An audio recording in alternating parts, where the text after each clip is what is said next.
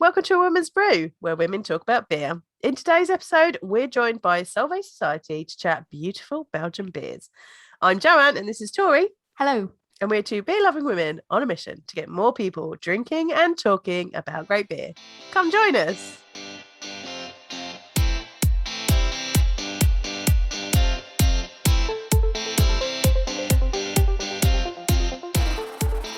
All right. So today we have the lovely Polly, who is from Solvay Society. Hello, how are you? Hi everyone. I'm good. How are you guys? Yeah, Yeah, good. not too It's bad. been a day, but Yeah, it's beer o'clock. Before we actually get into things, because it's beer o'clock now, I've just had it. I'm gonna crack open this beer. It's the wit beer session IPA.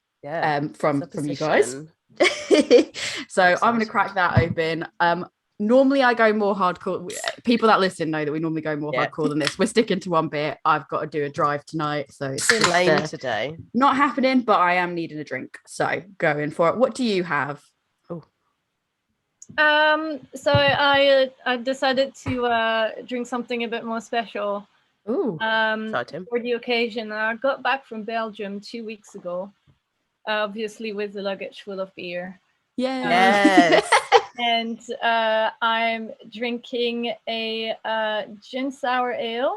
Ooh. So it's from a brewery. It's a very small brewery. I mean, no one can see. You guys can see it. Yeah. But, if you're watching the video, you'll be able to see it. Yeah. So it's a brewery called Dochter van de Korenaar, which is based in Baarle-Hertog, which is like province of Antwerp, like north. Oh, amazing. Central, eastish. And it's called Bien sûr, which means of course in French. So it's a spiced sour ale aged in gin barrels with the label says cranberry boost your next healthy addiction. Wow, that sounds amazing. And I feel like for future uses we just need to get you on to pronounce all these things, because like I feel like Joe and I butcher them. We really try, and I'm like, or there'll be times that I'll go, I can't say this, so I'm not going to try to say it because I don't want to offend people. We're horrid English and American people. Just like text me and I'll just send you voice notes. Send me a voice note. How do I say this? Tell me how to say this, because I don't want to butcher it. But I know exactly what you mean. When I go back to see my family in the US, I just literally load up suitcases, and I think I almost have more weight attributed to beer than I do like anything else. And my husband hates it because I'm like, sorry, we have to like have bag space for beer. So that's the thing. The same. I do the same when I go to the UK, especially now that I work for a brewery. My family's always like, when I go to Belgium, my family's like constantly asking me about the beers and everything. So I've last time I went like had been a year and a half, so without going. So no, totally. And I was meant to go last Christmas. I was as well to the US. I already bought the beers that I was going to bring for Christmas, and then I didn't make it. So I had all the Christmas beers, and then I got some other beers. I can relate so hard because my sister kept buying all these beers that were being released, and like there was I don't know if you saw it. It was like some people posted on social media. It's like a candy called Sour Patch Kids, and they made a Sour Patch Kids beer. My sister got me a set of 4 of those, and it's like one of each of the colors of that, and she kept it aside. And then we kept seeing more releases happening, like stouts coming out and stuff like that. And I was like, I really, really want that. And she's like, oh, go buy it. Now there's pumpkin spice beers coming out. So she's been buying those. She got me a pumpkin spice and cannoli flavored beer. And I was like, oh. So she's been buying them and putting them aside. When I get there for this Christmas, I was meant to go last Christmas as well. When I go there this time, there's going to be so much waiting for me. Pumpkin spice and cannoli sounds very New Jersey. Yeah, it really does, doesn't it? It really does. But yeah, cheers for coming on. I'm going to have a sip of this. Do you want to tell people sort of who you are, what you do at Solvay, and who Solvay are for anybody that doesn't know who Solvay Society is? Yeah, sure. So I'm Polly. I'm from Belgium. I'm from the southwest. So the French-speaking side of Belgium. I'd say the closest breweries to where I'm from are Dupont, and I grew up really close to Chimay. Nice. For reference. Then yeah, I came to the UK about a little less than 4 years ago now, nearly 4 years. And I've been at Solvay since January 2020. So I'm the sales and taproom manager, which means I'm just really busy all the time. I can imagine. You probably were preparing our orders as we were like, we've got. You were probably like, I was done. invoicing until like 7:27. Like I was. Wow. No. Yeah, we're really busy at the moment, which is good. Yeah. But at the same time, it's like, why do you all have to order at the same time? Apologies. Yeah, sorry. You were probably dealing with taproom stuff, and then I was like, I need to get an order in. Yeah, and the taproom is like, it is another thing because like we've got our own beers now, and then we like kind of like to have guest beers as well, and like I have to like keep on top of what am I gonna get from Belgium and when, and that. Yeah, it's good though. Pretty cool. It's never a dull day. Yeah. Should be the slogan of the company. Yeah. Have you found that more difficult getting the Belgian beers over since old Brexit and all that fun stuff? It's hard to get special stuff. Okay. So the mainstream stuff is not that hard to find.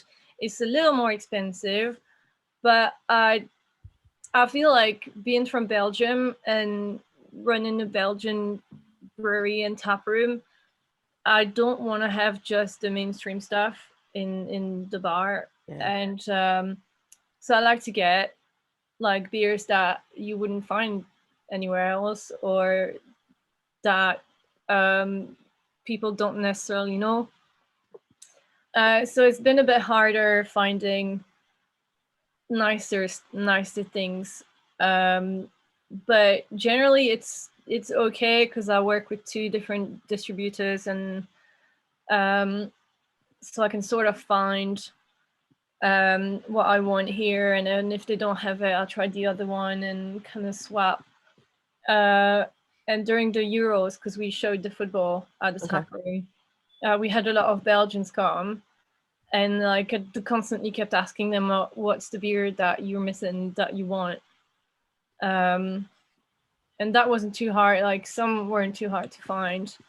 I'm struggling more with prices. I like just keeping it affordable for my customers, because I want them to enjoy the beer, and I don't want them to break their wallet every time they come. I don't want them to think that they need a mortgage to buy Saison Dupont, like, because I used to sell it for like €2. Yeah.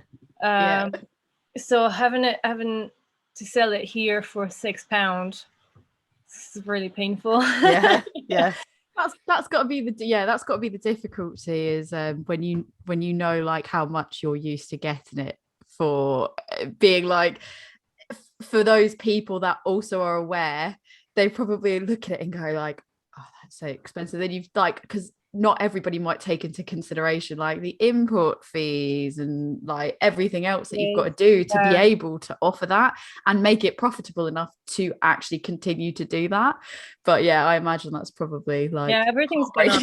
Everything's gone up recently, and like funny enough, recently the beer fridge at the tap room broke, and I took a picture of it and I posted it on my Facebook.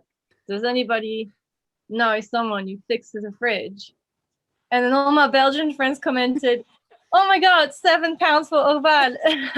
Like, you're not helping me, guys. I imagine they came in with the intent to just buy it all, so you didn't have to worry about fixing the fridge. No, it was like friends back home. And then when I went back home recently, I went to visit a friend's shop, and I looked at all the Cantillon bottles. Yeah. The most expensive one was €9. That's so cheap. That's so cheap compared to what we pay over in England. I just bought How a much did you bottle just for pay? 17 quid, and that was the cheapest one. It was 17 quid. I think one was like Yeah, the 20, special. like high 20s, and Yeah, then there was a Yeah. special blend, like there was one that was a very special blended one that doesn't come out all the time, sort of thing, and that was 40 quid. And I just had quite an expensive night, but I really wanted, like, I was like, I've got the opportunity to get this now. 17 quid I can get behind. I was like 40. It's like, I don't know. I know it's I'm not suggesting that it's not worth, like, quality worth money, but I was just like it's I cheaper to get couldn't. the Eurostar to Belgium. You get to Brussels Yeah. bus station. You walk 10 minutes. You're at the brewery, Just and have you it drink in fresh. there, and then you come back. Yeah. Yeah, which I'm really gutted Yeah. because I my parents came to visit from the US a few years ago now and wanted to go to we took them to Brussels. Basically, we did do the Eurostar. We went to Brussels, but we only stayed there for like a weekend, and for some reason it just never dawned on me to like look for breweries. I went to a few different like beer locations, but I just Yeah. never thought, let me go to it. It just never crossed my mind because I was with my parents. I never That's thought, poor like, form. let me go find a brewery. And then now I'm kicking myself because I'm like, oh, there's so many places that I know about now that I maybe wouldn't have thought about a few years ago, that I'm like, why didn't I go there? Why didn't I think to means you even gotta go Google back. it? You know it's there. Yeah, it's definitely something to do now that I know where it is, and we're opening back up, and that's all happy days. But yeah, I guess for anybody that doesn't know, like Solvay Society in particular, like where are you guys located? You know, what kind of beer style? If it's not been made clear yet, what kind of beer styles do you guys do? Well, we brew Belgian beer, Belgian style. So our idea is to brew modern Belgian beer and not just like the traditional stuff. And we started in Ilford, and very recently, like last winter, had a very successful crowdfunding, and then got the opportunity to move to Leytonstone. So our tap room was already in Leytonstone in an archway, and we got the arch next door. So we cool. effectively have a brew pub now. Nice. That's really brilliant. It's really cool because I'm like if you come on the Friday, Mark's usually there brewing. But like every now and then, like I have to go get something, like get ice or like some tools in the brewery, and I just go like to every customer, like, hey, you guys want to see the brewery? And everyone's like, yeah. That's the best bit. Everyone's really excited. It was a lot of work, but it's so much nicer because our new site is obviously bigger. And our new brewer is amazing. He works really hard and really well. So we've been able to come up with a few new beers since he started, and bring back like some classics, because we hadn't been brewing in like months before due to lockdown and due to moving sites. But yeah, it's really exciting and like really nice to be like within the community of Leytonstone, and not just have the tap room and then tell people that, oh yeah, actually we're like out in the sticks. No, we're just there. Probably makes it easier as well for, like, I imagine, transportation costs, and like if you need to get something from the brewery, you now no longer have to go to a completely separate location. It's all just there, so there's got to be some element of ease to that as well. Yeah, and I remember that like last year we did a brew day, and I got involved, and Roman, our founder, was like, oh, I'll pick you up at 7 a.m. And I was like, oh, really? We have to. Yeah. Brew days are We don't long. have to do that anymore. If we do a brew day, I can just rock up when I want. Nice. Yeah, that's brilliant. My house. So if I read correctly, so obviously Roman is from Brussels. Yeah. And so he sort of obviously came over here. I don't know how long ago it was he came over here, but obviously he came over here and started brewing. Did you know him over there? Did you know him after you moved to London? I didn't know him at all until I got the job. So Roman is he's from Brussels. He's been in the UK for at least 10 years, and he came here to do a PhD in physics. So he's got a PhD in physics, which means like that shows where and how we got the name of Solvay Society. And it's all science inspired. Which I'll get to it in a bit. But no, I didn't know Roman. I just I used to work in another bar in Hackney, and I remember seeing I actually in the bar I worked at before in Shoreditch. I remember having bottles of speculative, which was a speculoos, how do you call it, Biscoff, barley wine that he made. And I was like, oh, Solvay, like that's so odd because I know Solvay because it's from Brussels. And then I saw a job offer like a year after that and just applied, and I thought it'd be silly to not be working at a Belgian brewery in London.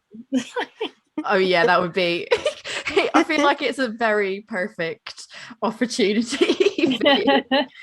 But a lot of people ask if I knew Roman before, or some people just assume that we're together, and then we're like, no, we're your family or something. boss.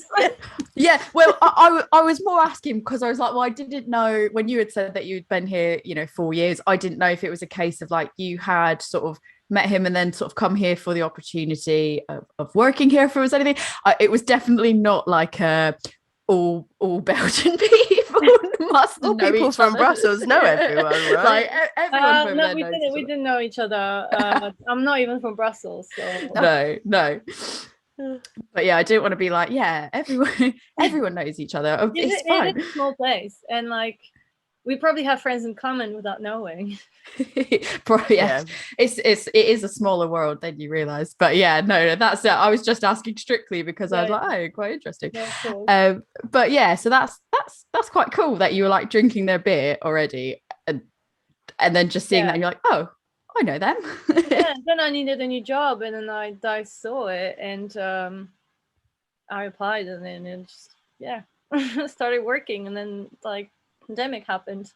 Yeah, God, yeah, that was obviously I don't think anyone sort of saw that one coming. Was it really difficult? Because obviously you said you're sales and taproom manager. Well, I was in sales at the time, so I started as a taproom manager. So it was like personally very stressful because like at that time I had just started a new job and I was trying to like bring more people to the tap room, and it was getting like slightly busier, but yeah, then the pandemic happened, and then I was like, what do I do? It's a brand new job. Of course I qualify for furlough, but like still like going months and months without knowing when you're going to start working again and all that. That wasn't ideal, but we kind of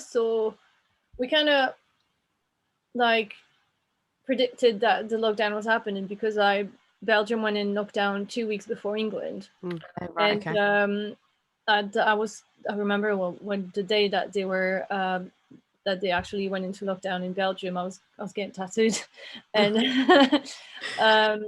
and I texted Roman and I was like, hey, Belgium went into lockdown, don't you think that is going to happen in England? And he was like, yeah, and he was stuck in Canada at the time. Oh no. He was he went to visit his brother and had to come back without doing any of the fun things that he planned to do. No. But we were like, yeah, we need something. We need to get a web shop now, so that it's up and running for when people are going to start ordering to their house. But yeah, we kind of had some hindsight because we have family in Belgium that were telling us like we're in lockdown now, and then we're like, it is gonna happen. Then yeah, we had the web shop set up really quickly, and then just went from there. We were just packing orders once a week, sometimes twice a week when on really busy days, until we were allowed to reopen last July. It really, in a way, that was really odd because we were getting a lot of local orders, and then once we reopened, we had a lot of new local customers, and I gained so many new customers throughout like last year and last summer in between lockdowns, and then during the second lockdown as well, like the January lockdown, while we were doing draft takeaways, I got people that were just like walking and found out that we were there and got beer from us, and now they're like, they come to the tap room and like I call them by their first name. That's amazing. Yeah, in a way it was very stressful at the time, but we didn't stop. Like, we didn't stop working hard. We didn't stop making an effort. We didn't stop being present and being within the community, and I think that played a big role. And if we hadn't been so resilient as a business and as people as well, it would have been a lot different. Like, of course, we had to we weren't as busy. Like, it wasn't expected, but I think we made the best of it. And just kind of what you can do, isn't it? Do you think that some of that, like you saying you've obviously found like all these new local people found you guys, do you think that also in a way lockdown might have kind of given people, because no one could go anywhere, people maybe became a bit more aware of what was around them, because they were like, well, I can't go out and go to either the places I used to go to or travel or do anything like that. So people kind of started to go, I think on some level, like with beer especially, people started discovering more in the scene than what was necessarily even local to them, because like you said, people had to react, people had to, I'm assuming you guys didn't necessarily have a web shop before, and that's why you had to full on set one up. And I think a lot of businesses did, especially breweries, because you didn't necessarily rely on having to do that. And I wonder if lockdown maybe helped in the sense of, well, it didn't help people as a whole, helped in the sense of people that maybe wouldn't have known before took extra time because they couldn't go anywhere, to research places and go, oh, that actually sounds really interesting. I'd be interested to go there as soon as I can.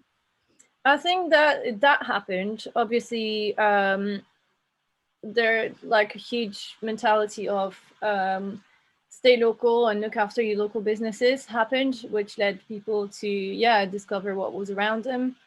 I had like a lot of people going on walks and being like, I didn't know you were there until I went on a walk during lockdown. And that helped. And also people not being able to travel, not willing to travel. People that probably would have gone out somewhere else in London but would have taken the tube ended up here because at our tap room or next door, because they could just walk there. And they realized that you didn't need to go all the way to Shoreditch to have a good night. But yeah, I'd be quite interested also to know, like, how did you first get into beer? Like, what was your journey into beer as a whole? What was that like? Well, I used to work as, believe it or not, HR consultant throughout most of my 20s. Then I was 26. I moved back to my parents. And we had friends that work in breweries, so we were very good friends in the family with Abbey de Rock. And they're lovely people. And Natalie, so it's Natalie and George, and they don't speak, they speak okay English, but they don't speak Dutch. And they were going to events, and they're like, at some point they were telling me, oh, we don't know anyone who speaks the 3 languages. And I just thought, I can do it if you tell me what to say, because I don't know anything about beer. If you teach me, I'll just tell them. And I ended up working on events with them. Oh, wow. And I ended up doing, because I'm a photographer on the side, I did some photography for them for the new website, and just worked with them like a few times. They have a tap room near the brewery, and like they would call me like, oh, we've got a booking with like so many people who speak Flemish, can you come down?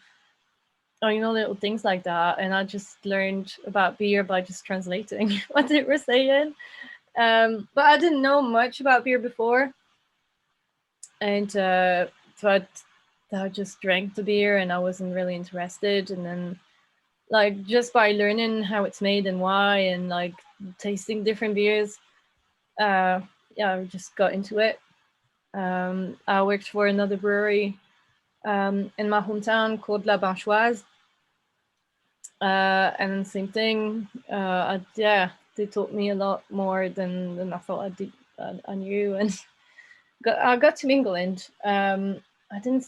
I didn't really think of working in beer when I got into England. I came here to be a photographer, and then I started working in beer again. And I just thought, hey, hang on, there's room for Belgian beer. It's because I didn't even know much about English beer. Yeah. So I had to learn about English beer when I got here. Yeah. Because I just thought, like, before I went to England, I just hated IPAs. I'm getting used to them. Yeah. But I did not like IPAs. And a stout just sounded really strange to me. I was like, why do people want to drink that? It feels like soup. That's brilliant.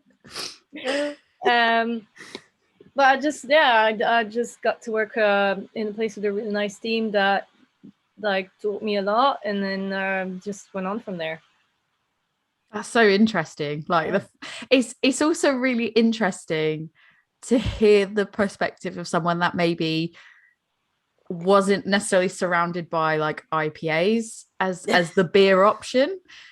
So it's really interesting hearing that perspective of being like, IPAs weren't my thing, stouts, like what? It's just really, I don't know, it's something really interesting about it. Yeah. We don't really drink stout, but then I remember 2018, I was part of an exhibition in Liverpool, and my parents, my mom and my auntie and my grandparents flew over to see the exhibition. And then we went to some old man's pub in Liverpool, and my ex cut them all a pint of Guinness. And I was like, they're not going to like Guinness. Why did you get them that? Like, why would you do this? Like, and everything that's reasonable. And they all loved it, and I looked like an idiot. And they will never love that, and they were like, oh, this stuff, this is like, going to be big. This is too far off from what we know. Could you just get them like a lager? Yeah. And no, they all loved it, and now every time I go back to Belgium, my granddad's like, can you bring some Guinness? And I'm like, no. That's brilliant. Getting my head around being there. Getting my head around being there with all the beers that like are on offer over there, that people over here are like, oh my god, could you bring some back? Bring them back. They're like, can you bring us back some Guinness, please? I bring them my stouts instead. Like, I have done that, and and then because then we will have like a family gathering, and I say, oh, I'll bring beers for before the food, and then I'll bring dessert beers. Because dessert beer is also a thing that we don't know about. Yeah. I mean, there are some. We have like strong like brown ales, quadruples maybe. But in my family, we're more like we have dessert wine instead. Mm. So I was like, I'll bring dessert beers. See how that goes. And I just came with like some crazy kinds of stouts, and they all love it. But stouts are new, and there's a lot of like modern Belgian breweries that are starting to make stouts. Like I know De La Seine makes one, but like smaller, more local breweries will now be interested in stouts. And what I like about it is that they'll use local ingredients to make them. They might not import, like they treat the water, obviously, like everybody does. But they'll use local grains as much as possible, and that's how you get the flavor to be different. So I find that really interesting, and I had a really nice Belgian stout when I was over last time. My friend was like, "You need to try this stout," and I'm like, "Mate, I've had so many stouts in England. Like this is not new." And he was like, "No, try it." And it's from a brewery where, like in our area, where my brother used to work as a chef, and they made the stout, and it's actually really lovely, and doesn't taste like your classic stout, and there's no lactose, and it's quite smoky and woody, and it's like a slight amount of coffee from the malts, but not too Sounds much. amazing. Yeah, Literally, I'm like, oh, that sounds so good. Yeah. and we have 2 bottles at the tap room because we kind of want to try and create a Belgian stout soon. So That'd be fingers really crossed. interesting. Fingers crossed. We're on it. Nice. It'll happen. Watch this Joe space. would definitely be all over that for Yeah. sure. Yeah. I think that would be so interesting. Just like a Belgian stout. That's just, I feel like that would be a really cool, interesting thing to try for sure. Finger on the pulse there. Yeah, it's more in the treatment of the yeast that we use. Like we had a stout last year. It was called 820, which we called tropical stout. And it's Brett stout. So we used Brett. So we had dark malts for like the coffee aromas, and then we had some Brett and some forget the hops now. I always forget the name of the hops. And some hops on top of it. I have a can. Let's carry the can. I have 1 can aging. Oh yeah. Oh, That's that's exciting. interesting. Do you love our I'm losing aging my voice. house? Found it. Sabro hops. Ooh. So there it is. So it was a collab with Wilderness. This is called 820. Yep. Tropical stout. So Clausen Brett guys. Yep. For the pineapple aromas, and then Sabro, very coconutty hops. Yeah. And then some coffee malts, chocolate malts. So it tasted like a really nice like latte. Like That's coconut got to be Yeah. so interesting. We didn't use lactose. We used oats instead. Yeah. Like we don't use lactose in any of our brews. So yeah, I've got it. It sold out really quickly, and it came out in the summer, but was perfect for a summer stout. Yeah, that's pretty perfect actually, because I think when a lot of people think stouts, I know like I'm included in this, at least for the longest time I was included in this. When you think stouts, like you just think colder weather, rainier weather, like, you know, not necessarily in the sun in the summer. I mean, Joe will drink like a stout. It doesn't matter. It could be like 40 and she'd be like stouts, and I'd be like, it is way too hot for a heavy stout. Yeah. But that does sound like absolutely perfect for the summer. It was lovely. Yeah, and people ask me when I'm going to make it again. So, will you guys make it again? Listen to this podcast. Everyone outcry, yeah. Go flood the socials. Go on Twitter. Talking about 820. Yeah. Amazing. Watch this space. Yeah, no, we'll have a dog beer coming up. That's good. That's coming. That's exciting. Another collab. Now that we have a new brewery, we just really want to show it off and just do collabs with everyone. Yeah, that'd be cool. I mean, have you guys who have you guys like what are the last few collabs that you guys have done? So our latest was with Elusive. Yeah, so I saw that. I placed the order and then I was gutted because the next day a mutual friend that we have sent me a photo and said, I don't know if you've seen this. And I was like, I've just placed an order and I've missed it. I was like, I'm gonna have to place another order now if Andy doesn't get it. No, don't worry. Well, it's out and we're just gonna wait another week for it to condition a bit, and it'll be delicious then. No, we did a golden bitter, a 6.6%. Yeah, and we did it with Andy from Elusive. So it was really lovely, and it's good to do it with someone that's not exactly in London because Elusive's in Reading. Yeah. So yeah, it's good to kind of like go outside. I'd really like to do a collab with one of my Belgian friends soon. That'd be amazing. So we'll see how that goes. That would be really cool, actually. If you get someone to like fly over and do like a collab that way, that would be really cool as well. We can go and like we do it with my mates. We can just stay at my parents. Yeah. I think. Apply with some Guinness. Yeah, no, definitely. Bribery. Bring the Guinness over and be like, can we stay there? Here's some Guinness. Yeah. 2 kegs of Guinness. Oh man. I think Joe and I we were talking about this before. We were both really curious about like what was it like for you growing up around Belgian beer? Like how, what was the drinking culture like around there?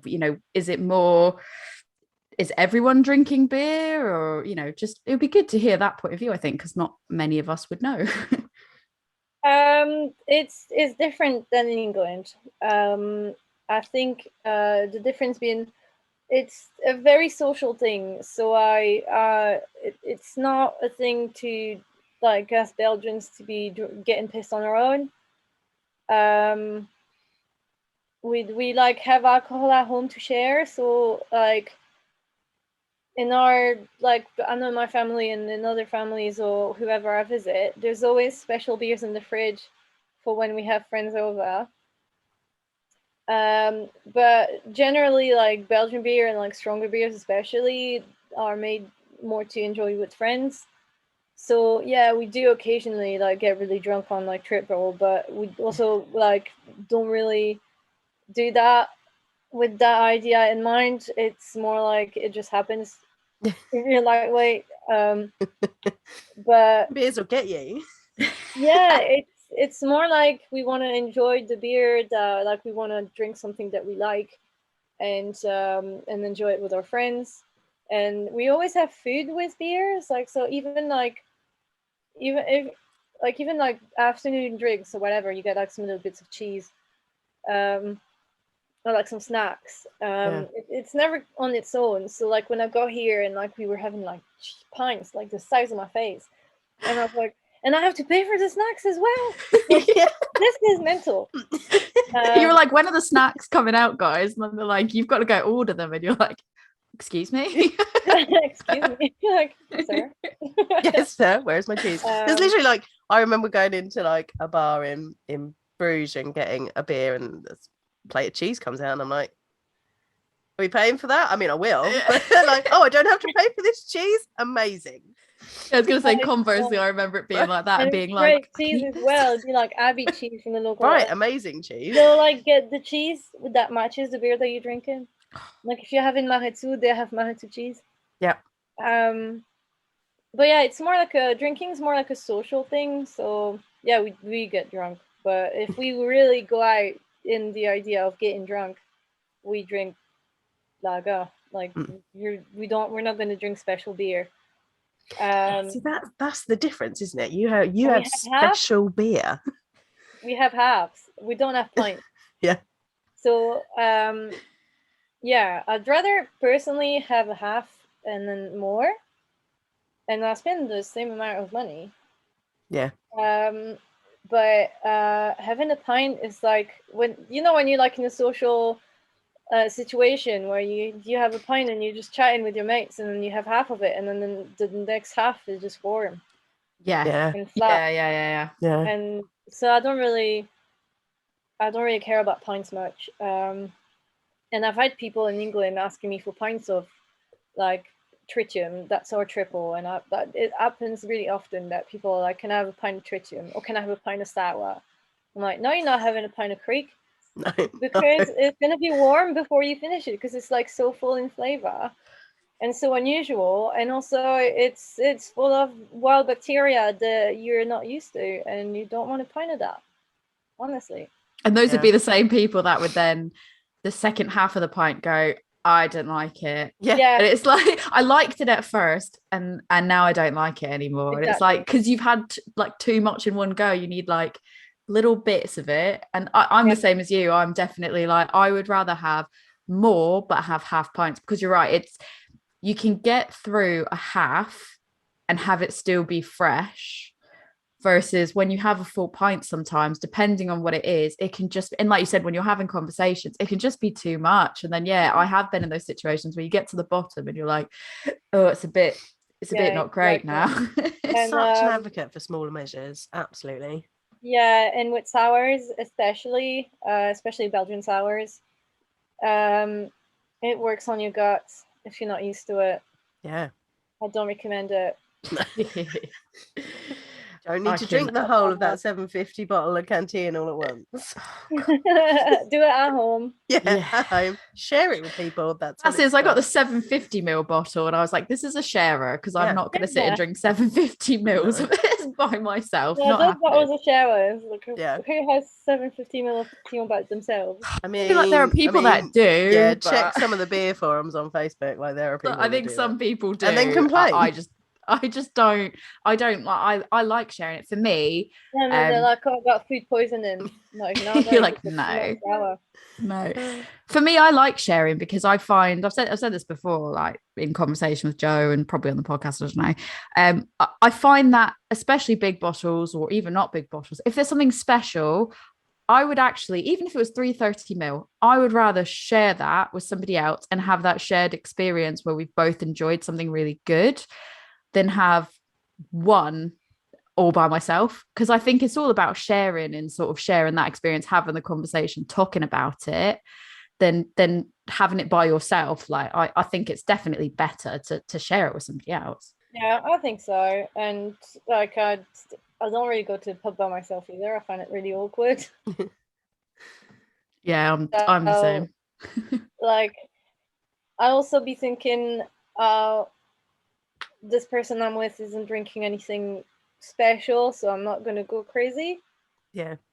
But then sometimes like, and I'm really like, I'm so lucky that my partner works in beer and is interested in beer. So we like the same kind of beer, except he likes New England IPAs, but I forgive him. But, I'm not going to say anything, no comment. we can share those beers together, and not be, because now he's not in the industry anymore. But I'll be going on like sales trips and like do visits and like come across a really cool bottle of sour, and I'll be like, oh, guess what I've got for when I come home. Nice. And we've got a collection of beer. We both have a collection of beers in our respective places that we like keep for when like we visit each other. Yeah. And I think that's really nice. And we don't really but then he's half European. He's half French. So I think he has that mindset as well, that alcohol is more like a social thing, and it's not just to be drunk. It's like also to be shared. And I really like appreciate that. And it makes it really interesting, because then we can come home and just talk about like the crazy beers that we found. Yeah, no, totally. So you said something that made me think of another question. Have you ever heard of a trip trap before? Mm-hmm. Joe, do you want to explain what a trip trap is? Because I'm absolutely in love. She loves a trip trap. So we did a beer blending episode, and it's half best male double and half triple. And can I remember which way around it is? Was it draft double and bottled triple on top? I don't even remember which way around it was. They sell it at the Abbey, apparently, and it's lovely. It tastes like caramel. You said triple, and I was just like, my brain immediately went to like trip trap. Trip trap. It was amazing. I genuinely was like, I want to go travel to Westmalle to go and have this trip trap, because we just did it with 2 bottles. I have never been to Westmalle Abbey. I don't remember. I lived nearby. Oh yeah. Because I lived in Mechelen. So Mechelen is like Duvel, Carolus. Well, I've not been to the west. I haven't been to many actual abbeys. I've been to Maretsu and Chimay. Chimay. I don't recommend going to Chimay ever. There's nothing there. Oh. No, I've not been to Westmalle. No, I'm looking at the map. I drove past that. I drove past, and it's a gorgeous site. I remember driving past and being like, "What is this? This is amazing!" And then looking on Google Maps. Honestly, when we were doing the beer blended and we found out about that trip trap situation, I was like, oh, I don't know how this is going to work out. And like I said, one of them is meant to be on draft, and we just did it like 2 bottles, and I was like, I have no hope for this. And then I took a sip and I was like, this is glorious, and we are going to have to go and visit because this is amazing. And I think more people should be doing trip traps because they are go next time. It's excellent. It's a 90-minute drive from my parents, but I'm willing to do it. Wait.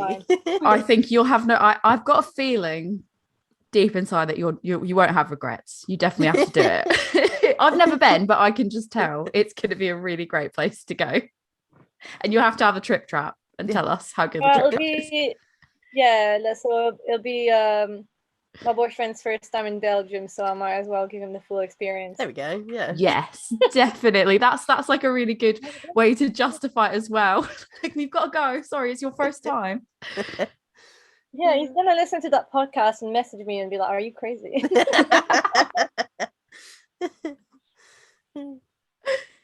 I think what's really cool though is like with Solvay, I don't see many UK based breweries that are consistently churning out Belgian beers.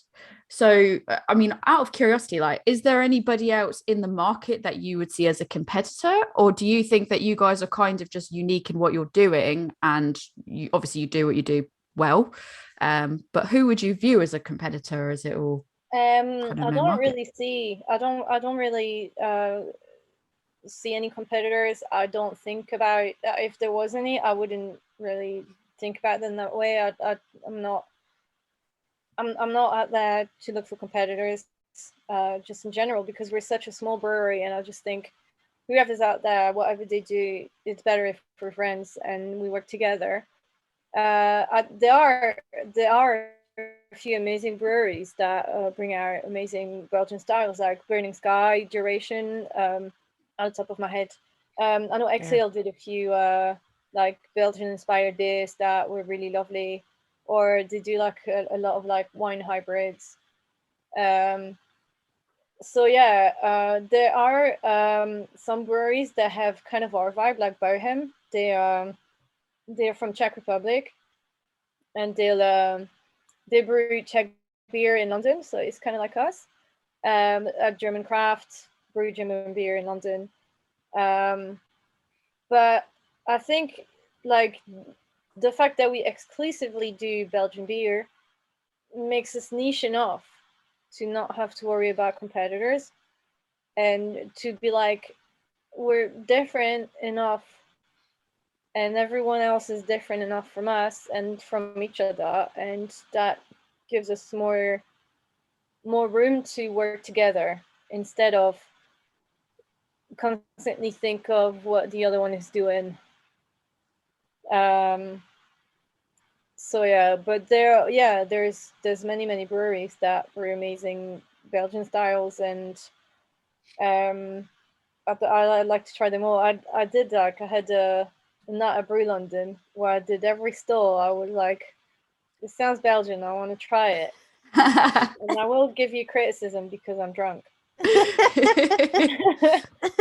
I did that, but I came across like I think my favorite was STF, like Simple Things Fermentation from Glasgow. Those were so good.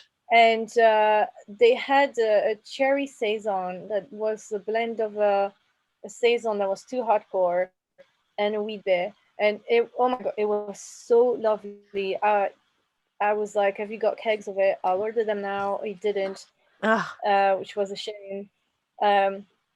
But like I tried all of their range, and they gave me some bottles and we swapped, and it was like they were amazing. And then there were some other breweries that were like, I was like, what is this?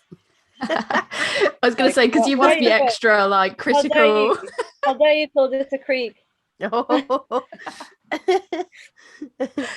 can imagine that you've got to be like extra critical when you go and you like have especially if you've been drinking as well, and you'll just be like, I know this is not this might be good, but it's not. You know, I'm in business. Right. So like in terms of, obviously I know you said at the beginning you moved the brewery to be closer to the tap room. Were there any sort of challenges around, like, what were the biggest challenges you had around trying to do that? Like logistically, did you have to sort of re-promote where the new location was, or were people, was it pretty obvious to people what was going on? Well, the biggest challenge was the physical actual thing. The thing that was the most difficult for us, let's say, is so I remember viewing the arch in November, and then making an offer, and in December we were told, okay, we've got the arch, and then in January we started the crowdfunding. So the crowdfunding took care of all the promotion that we needed to do, and obviously, like, being open for takeaways throughout lockdown, we could tell the people that we were busy moving breweries. But the thing that was the most difficult was getting the keys, because the company that rents the arch are quite slow, and they're known for this. And we got the arch in December and got the keys. So yeah, it's like for built during lockdown, right? We could have spent the whole lockdown moving and building the new brewery. We didn't have a chance. We sat with like tanks and stuff serving takeaway. So it was great in a way, because I was like, people would be like, "Was this messed?" And I was like, "Oh, it's a new brewery, but we're waiting to get the keys for the arch next door," and it was getting people interested. But in end of I think early April, Roman was offered like a civilian job, which he took, and then we got the keys after that. So it was very stressful for him, obviously, because he wasn't there to help us move. But then all we were waiting for were the keys, because everything else we were like, okay, we'll just pack the tanks and like bring everything to Leytonstone and put it all together. But obviously, like, we were on a limbo, and having given our notice in Ilford and then not getting the keys in the other place meant that all our brewing was delayed. Yeah. And we got the new beers. The first beer that we brewed in Leytonstone was Brother Mark, which is a Pattis beer, so like dry hop Pattis beer, and that came in mid-May, like end of May. So yeah, we were open for a while without having any new beers or any beer at all, because we were being very careful not to brew too much in kegs, and like relying on guest beers. Like, at some point I had one Solvay beer and like 4 guests. Wow. So that was quite challenging in a way, that like the like different timings didn't work with each other. But otherwise it went as smoothly as possible, and we were lucky to get a lot of promotion from the crowdfunding. So it could have been worse, but it was still quite stressful. Yeah.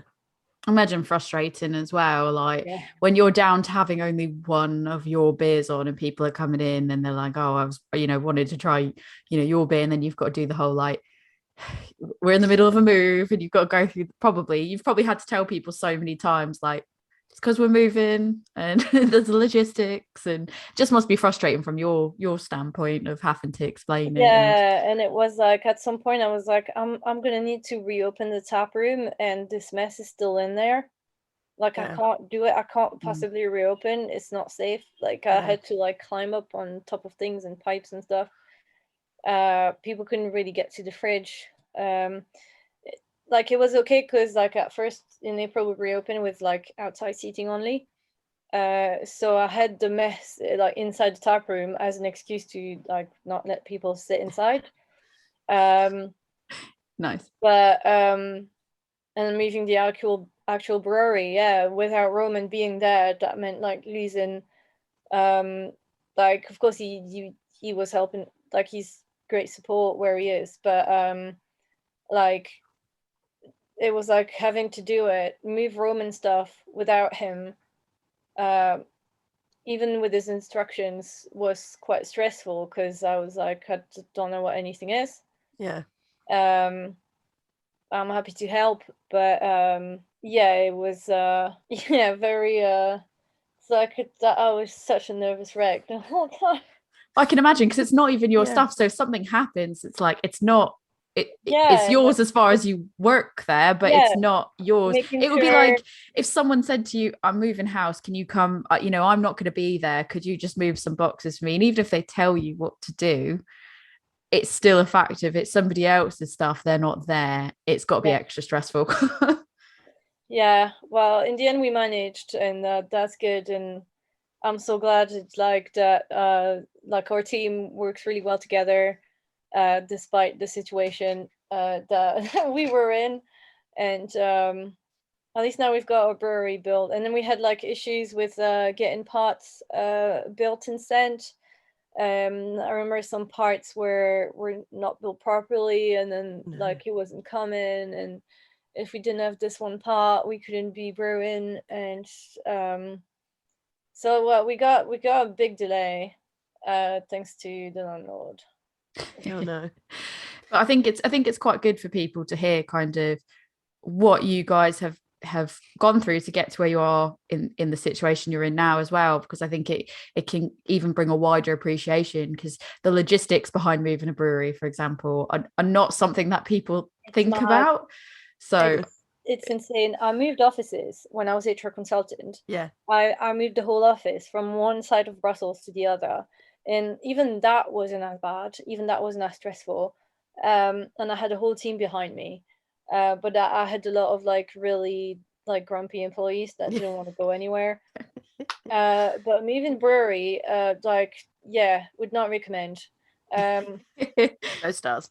Yeah. But yeah, and like I don't think people realize how small a team we are. so how many people are you then? 3 of us. Oh wow. Wow. And extra taproom staff. So there's Roman, our founder, and who's the director. Mark's our head brewer, and yeah, sales and taproom manager. We do have casual taproom staff that works with me in the taproom, because otherwise I'll be working at the taproom alone. Yeah. But it's gotten so busy that I can't do it anymore. So yeah, we are a very small team, and then people call me and they're like, "Oh, I talked to this girl Polly," and it's like, "Yeah, it's me." That's me. Oh, and they're like, "Do you look after this and that?" It's like, "Yeah, I pretty much do like everything." Yeah, wear all the hats. Are they shocked when they phone up and they're like, I'm looking for Polly, and you're like, yeah, that's me? Are they like, Yeah, I and then didn't they come expect to to the get through tap to you? They come to the tap room and they're like, us, and on the phone they're like, "Oh, can I get your name? So when I go to the tap room, I can just let them know." And it's like, I'm I'll the see same you. person. Yeah, it'll be me. Don't worry, Yeah. I'll see you. And I'm like, "I'll remember, don't worry." But yeah, it's so funny. People come in or people moan that like emails aren't answered within 10 minutes, and it's like, look, like you asked me if I have wine in the tap room. Well, I have a menu online that you can check. Like that's the least of my priority right now. Right.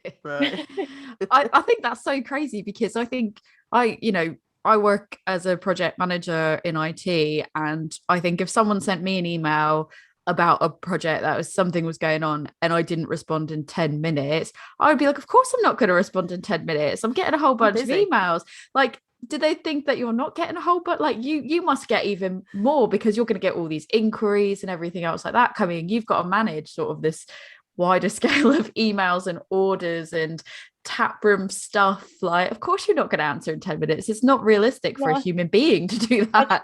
I try, and then people are like, "Why aren't you picking up the phone?" And then phone when I'm not in office hours. Right. Like, yeah, Like, I think you do a solid job. Like, Yeah. you hold it down so that all of us can go and enjoy beers. And drink amazing beer as well.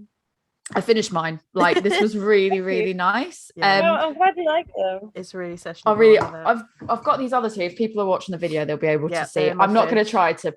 I'm not going to try to pronounce that. But there's that, and there's error. Yeah, that I've got. an era, actually. I'm excited for those. Yeah. So that one's the sour, Oh, and it was an open fermentation. ooh, Um, nice. So we actually created the yeast.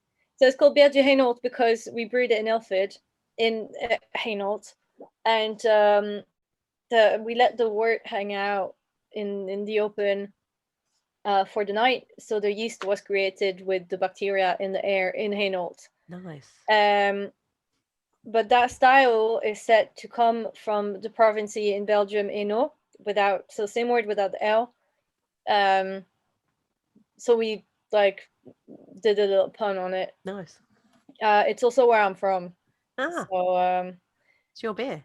It's my beer. I mean, they all just sound so interesting. Like, you know, a barrel aged saison, like a saison in general, great.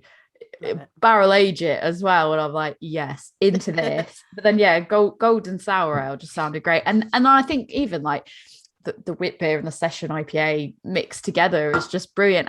And for 3.7%, it tastes fuller bodied than that, which is really great, because I wasn't sure what to expect from like sort of the lower range of, maybe obviously it's sessionable, but I find a lot of times some session beers can really lack a fuller flavor or a body, and this definitely didn't. It was just really, really nice.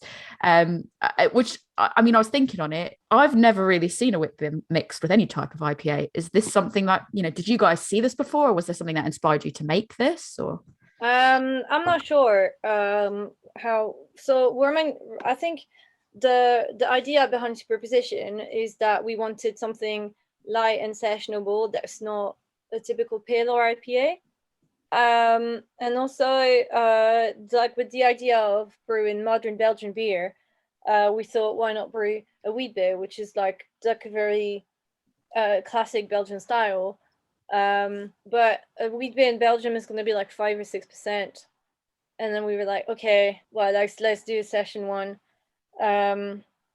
So like Roman tends to kind of lower the ABV of whatever style he's brewing, which I really appreciate, because like it says Belgian on the can, and I don't want people to be overwhelmed by like, oh, it's Belgian, it tastes like banana, it tastes a lot, and then it's high in ABV. Like, we don't want people to feel like they have to like limit what they're drinking, and we want people to enjoy Belgian beer at a reasonable ABV. And then Superposition came up with, so traditionally the wheat beer in Belgium doesn't have hops. Like, we didn't have hops in Belgium like for a very long time, and we just brewed with whatever like grains we had. So that's how we came up with a wheat beer, because like there's a lot of wheat in the region of Hoegaarden and Leuven. So when we came up with it, we were like, well, hey, let's do it modern and let's add some hops. And so we added Centennial onto it. So it's effectively a wheat beer, but it's dry hopped. So it's in between the wheat beer and the IPA, because it's got like this little bitter kick, citrusy bitter kick from Centennial hops. Yes, it's gorgeous. Like you can still taste that it's a wheat beer though, which I really like wheat beers. So you could still tell that it's a wheat beer. But yeah, you're right. There was that sort of bitterness to it as well. And it was just really lovely, really well balanced. And it felt really full for 3.7% beer. But it's interesting you mentioned about lowering the ABV, because I hadn't necessarily thought about it. But barrel-aged saison, I mean, that's 5.6%, which makes it so much more, I don't want to say palatable, because it's not that accessible. I can't do higher. Yes, accessible is the right word, because it means I can have this on a night, and it's not like, once I have this barrel-aged beer, that's it. It's all going out the window, if that makes sense. Yeah, we don't want that either, because then again, how many barrel-aged beers are you going to try in your life if they're all 10%? Right. You get tired of them really quickly. Yeah. So I think I definitely appreciate that. Yeah, having a 5.6 or 6% barrel-aged beer, it just goes to show that we can brew something interesting without it being a crazy ABV that's gonna make everybody overwhelmed. Yep. Yeah, I think there's some people that almost get too wrapped up with what is the ABV. They almost care less about what is the flavor of that beer and the quality of that beer, and it's just like, what's the highest ABV that I can get, and if I can drink the highest ABV, I don't know what they think that that means. But I've had things that are quite high ABV that I've not really necessarily enjoyed because it's just straight alcohol burn. And actually there's been some lower ABV ones that I'm like, actually this is really not bad at all. So I think it's definitely more to do about putting the time and love and quality into the brewing itself. And I'm quite interested to try, because I don't think I've ever had a barrel aged beer that's been in the 5-6% range. So I'm quite excited to have this. Yeah, and that one's really nice. I've offered it to people who don't necessarily drink beer and are more after cider. Okay. And I would just say, look, I don't have cider, but do you want to try this, because it's quite dry and like quite cidery, and people would just like it. So it's really different because it's oak barrel aged. It's really sucked up that smokiness and woodiness from the oak. Nice. I can see it's Nelson as well as Nelson and Chinook use, so I could definitely see that as well. Yeah, citrus and lemon and stuff, grapefruit. This is gonna be so good. I can't wait to try it, if I'm honest. It's a really nice beer. I haven't got much left of it, actually. I've got like, I don't know, 6 cases or something. Ooh. So basically, if someone's listening to this and thinks that sounds really interesting as well, you're going to want to get out and go back. Because if I try it and it's really good, and then you release that elusive collaboration beer and I'm back on the website, I might just end up buying the rest of them. Just let me know. I'll send you some samples. I was just like, I cannot wait for this elusive one. I was like, I don't think I've ever had like a golden bitter before, and I was like, I need to try that. Like I just need to try it. Let's go. I'll make sure to send you some when it's ready. I'll definitely order some, don't worry. But yeah, I'm keeping eyes out for that one because I'm really excited about that one. How big actually is the tap room? Like how many people does it seat? COVID numbers out the window, just normally how much would it seat? My 100% capacity in the tap room is 35. Okay. Oh wow. When I had to have that inside, I had left me with 2 tables of 6. Ooh. And me and the staff. Luckily, like we're in a private alleyway, so we like the council was really nice and gave us a license to put seating outside really quickly. Good. And one arch being empty, well now being the brewery, we can kind of stretch the tables over there, but the neighbors next door to us on the other side are really, really lovely, and they don't mind me putting tables in front of their shop, because usually they don't work on the weekends. Okay. So it was lucky that we reopened in July last year, because then we had the seating outside. Yeah. And in April, well, like last April, I was a bit worried because I was thinking, if the weather is not nice, people aren't going to come all the way here. I've got the marquee, but I haven't got like heating. I've only got 1 table under the marquee. I can't fit anymore. So April until like the weather got nicer was a bit of a struggle, because I couldn't sit anyone inside. And I didn't like, if it was raining, obviously, like people would just leave. And we had this limbo lockdown where people had to like order food. Yeah. I call it the pizza rule. Because we work with Yard Sale Pizza, and I had to pre-order the pizza for the people and be like, okay, you're coming at 8, I'll order you a pizza for 8, and then I'll charge you for it, and I had to pay with a company card and then charge people. Wow. It was all a hassle. Yeah. But that I could only fit 1 table of 6 inside.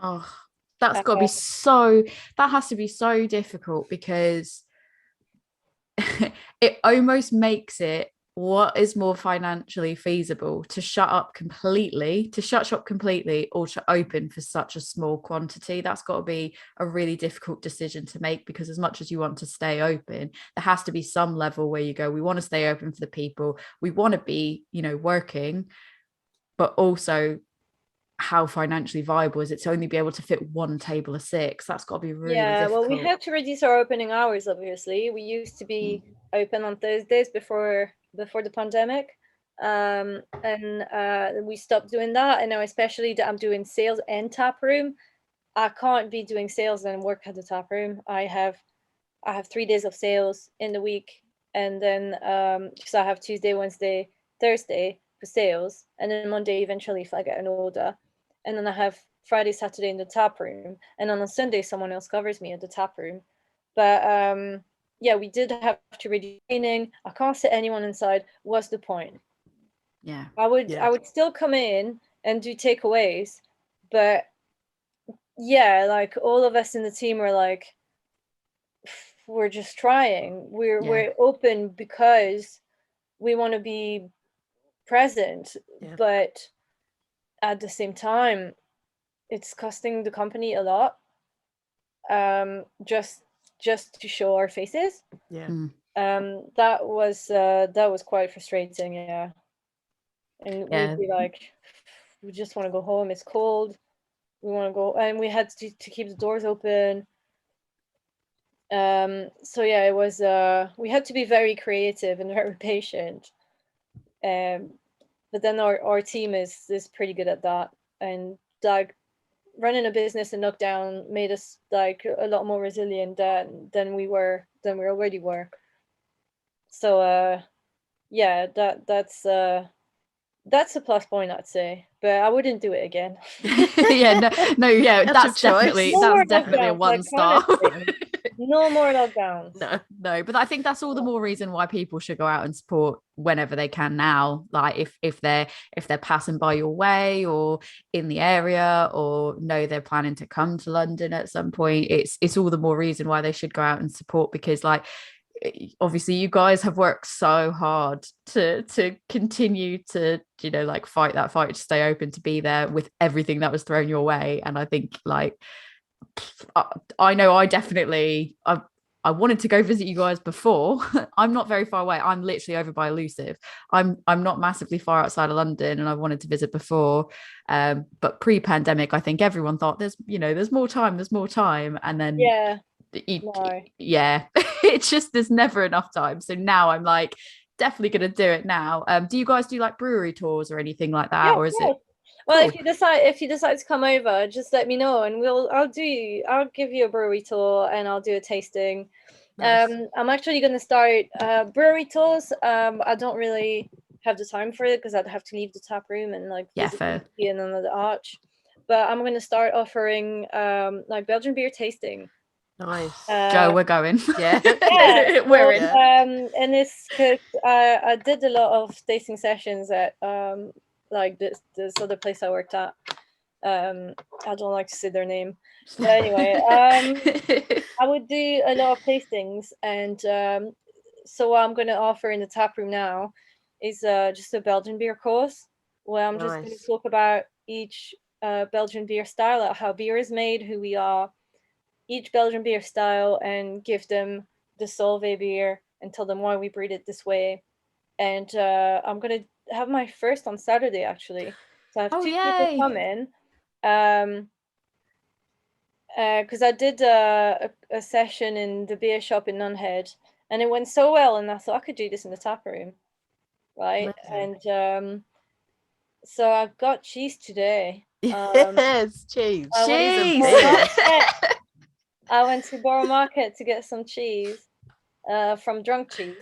Ooh, so our friend Max, who ages cheese and booze and sells it in Borough Market. Oh God, amazing. And they know so much, and they were so helpful, because I only know so much about beer and cheese pairing.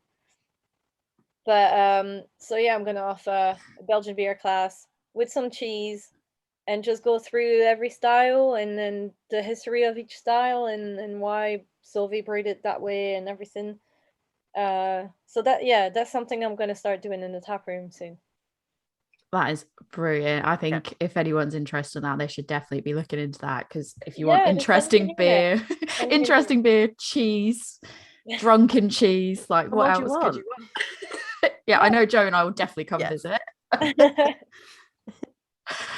Right, I think that's a Joe, unless you've got any other questions, I feel like that's such a good place to leave it, because I really want people to be like, I want to go and book that. Go do that. Okay, last question. If you're not drinking Solvay Society beer, what beer are you drinking? If I'm not drinking Solvay, what am I Yeah. drinking? Yeah. That's a tough question. So if there's anything Belgian and interesting and not too expensive, then I'll drink that. But I tend not to drink Belgian beer over here because it's like I just feel bad for my wallet. Yeah. I like sours a lot. So if there's a sour or a Goes or a Berliner Weiss or any Yes. kind of wheat beer or saison, I'll have that. That's like my Nice. language. Yeah. I get a lot of I don't really like IPAs or anything. I don't naturally go towards them. But yeah, surely a sour, a Goes. I do love a Goes, like honestly. And then if there's an interesting stout, that's not just a stout, that's got something else to it, I will try that too. Otherwise I do like wine when I'm not working. Nice. You saying the Berliner Weiss, I had Liquid Light's watermelon Berliner Weiss. Is it nice? I had it on tap when I was in Nottingham this past weekend, and it was so nice. I was like, watermelon in a Berliner. I was like, what? Yeah. It was so nice. Oh, I'll keep an eye out for that one. Definitely recommend. Yeah, Liquid Light are really good. Yeah, no, I had a few really nice Berliner Weiss in at Brew London, but I can't remember where and who because that's the problem with going to beer festivals. It's like you'll have one, you'll be like, that's amazing, and then like once you've had so many ones, you just forget which ones and who had it, and it's just it's the beauty but also the pain of beer festivals. I think if I didn't drink so much in such a short time, I would remember. Yeah, that's the problem. It's really compacted. But that's also what you're supposed to do at beer festival. So you made no mistakes there.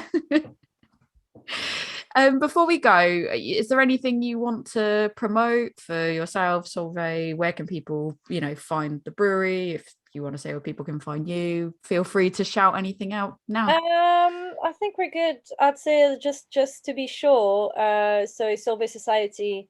So our website is solvaysociety.com. We're in Leytonstone, just off Grove Green Road, so like a 10-minute walk from Leytonstone station. Open from Wednesday to Sunday. And then for any inquiries, like anyone interested in tasting sessions, or like anybody wanting to order beer or whatever, like just email me. So my email is polly@solvaysociety.com. It's really easy, and we're just really excited to see everybody at the tap room. Yeah, we'll definitely be there. Thank you so much for joining us. We really appreciate it. You're welcome. Yay. Belgian beer and cheese. Here we go. That was really lovely chatting with Polly. She's brilliant. I'm excited for Belgian beer and cheese. I really want to go visit them, especially like there's such a charm to a small tap room. So saying like you can fit 35 people in a tap room, I feel like there's such charm to that I'm really quite excited to go visit them and drink Belgian beer, because I feel like if I'm going to go have Belgian beer anywhere in the UK, it's probably going to be them. And they've got so many things that sound interesting, and I'm pretty excited about that. And we were truly women talking about beer, because it was quite nice to, I feel like a lot of times you don't often, the women are so few and far between sometimes in the industry. They're so lovely to be able to have a conversation with another one. We love everyone. I love talking to our gentlemen and everyone, but it is lovely when we get to speak to women. It's even that much more special when we say women talking about beer and we have another female identifying person on. So, and she's a powerhouse, like she is absolute powerhouse. Absolutely amazing.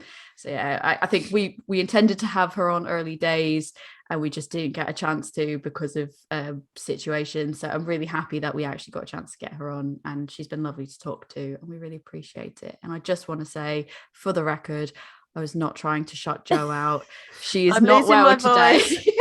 So before people at me and say, can you let Jo get a word in edgewise? Genuinely, I was trying to make sure she didn't suffer. No, I'm losing my voice today. She's a trooper for recording when she's not well. Yeah, my allergies are not happy. So before I completely lose my voice, Tori, where can they find you if they want to talk to you about, I don't know, Belgian beer and cheese? Yeah, I love cheese. I love Belgian cheese. beer. If you want to talk to me about trip traps, because I could Oh, talk yeah. about trip traps all day. Shout out to Solvay though, because this could be something you do at the bar, trip traps. Get on that. People can find me on Instagram at adventures_in_optimism. Come chat to me about that, and I will be more than happy to oblige. Where can people find you, Joe?